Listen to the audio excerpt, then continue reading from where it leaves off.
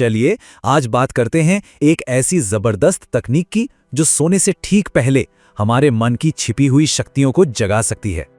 जरा सोच कर देखिए, क्या हो अगर किसी के दिन का सबसे प्रोडक्टिव, सबसे काम का पल सोने से ठीक 10 सेकंड पहले का हो। सुनने में थोड़ा अजीब लग सकता है ना? लेकिन यही वो छोटा सा, अक्सर नजरअंदाज किया जाने वाला वक्त है जिसमें हमारी पूरी हकीकत को बदलने की ताकत छिपी है। अक्सर होता क्या है, हम दिन भर मेहनत करते हैं, अपने सपनों को बनाने के लिए पसीना बहाते हैं और फिर रात में चिंता और शक से उन सपनों को खुद ही तबाह कर देते हैं। ये एक ऐसा चक्र है जिसमें हम खुद ही अपना नुकसान कर बैठते हैं। तो सबसे पहले इसी प्रॉब्लम को समझते हैं। ये जो खुद को नुकसान पहुंचाने का एक अनजाना सा पैटर्न है ना, ये असल में हमारी रोज की आदतों में ही छिपा है। आज के दौर में ज्यादातर लोग अपना दिन कैसे खत्म करते हैं? फोन पर स्क्रॉल करते हुए, जिसे हम डिजिटल कचरा कह सकते हैं। नेगेटिव खबरें, सोशल मीडिया पर दूसरों से अपनी तुलना। असल में ये मन बहलाना नहीं है, ये सोने से ठीक पहले घंटों तक चिंता करने की प्रैक्टिस करने जैसा है। तो अब सवाल उठता है कि सोने से ठीक पहले का ये समय इतना खास, इतना शक्तिशाली क्यों है? इसके पीछे विज्ञान भी है और हजारों साल पुराना ज्ञान भी। चलिए देखते हैं। इस अवस्था को हिप्नोगॉजिक स्टेट कहते हैं। यह जागने और सोने के बीच की वो जादुई सी स्थिति है जब हमारा दिमाग किसी भी सुझाव, किसी भी आइडिया को अपनाने के लिए पूरी तरह तैयार होता है। ये मानो हमारे दिमाग का एक ऐसा सीक्रेट है जिसका फायदा उठाया जा सकता है। देखिए, जब हम जागे होते हैं तो हमारा दिमाग बीटा स्टेट में होता है, जो तर्क, डर और कैसे होगा वाली सोच में उलझा रहता है। लेकिन जैसे ही हम सोने वाले होते हैं, दिमाग की तरंगें धीमी पड़कर थीटा स्टेट में आ जाती हैं। ये वही जादुई पल है जब लॉजिक पीछे छूट जाता है और हम अपनी क्रिएटिविटी और अपने अवचेतन मन से सीधे जुड़ जाते हैं। इस थीटा स्टेट में हमारे चेतन और अवचेतन मन के बीच का पर्दा मानो कागज जितना पतला हो जाता है।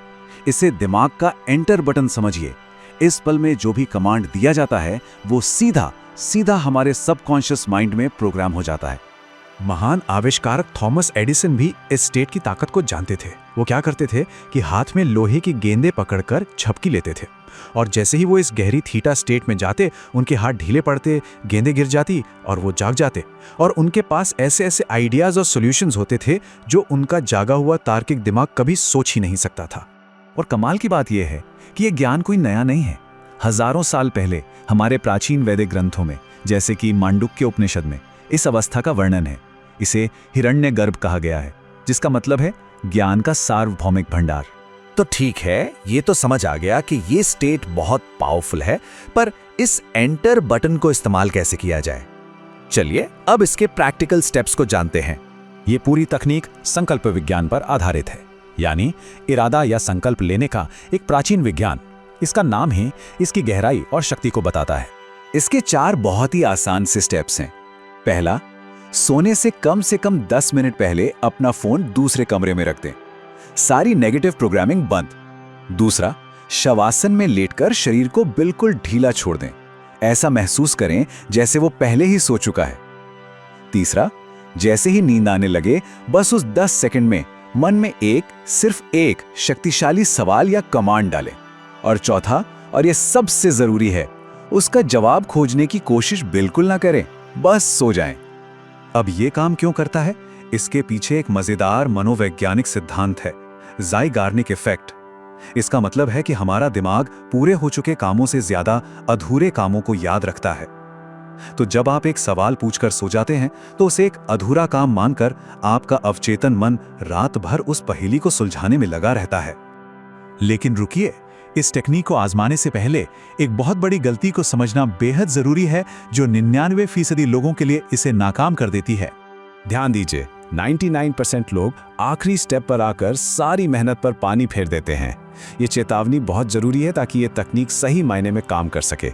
तो वो एक गलती है, शक यानी डाउट।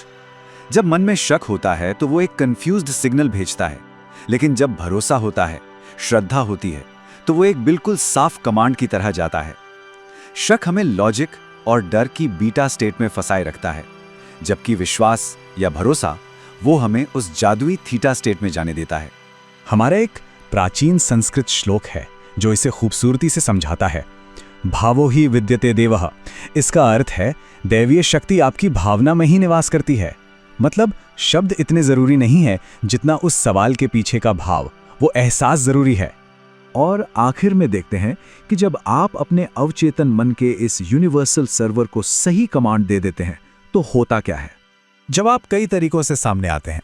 कभी कभी सुबह उठते ही अचानक कोई जबरदस्त आइडिया आता है, या फिर किसी से यूं ही बात करते करते ठीक वही जानकारी मिल जाती है जिसकी तलाश थी। कभी सपनों में समाधान दिख जाते हैं, तो कभी लगता है कि मौके खुद ब खुद चलकर आ रहे हैं। तो आज रात के लिए प्रोसेस को फिर से याद कर लेते हैं। फोन बंद, शरीर एकदम स्थिर, एक गहरा शक्तिशाली सवाल और फिर पूरा समर्पण। बस इसे अपने अवचेतन मन पर छोड़ देना है। तो अब सवाल यह है कि आज रात आप अपने मन को कौन सी पहेली सुलझाने के लिए देने वाले हैं। आपकी ये नई यात्रा आज रात से ही शुरू हो सकती है।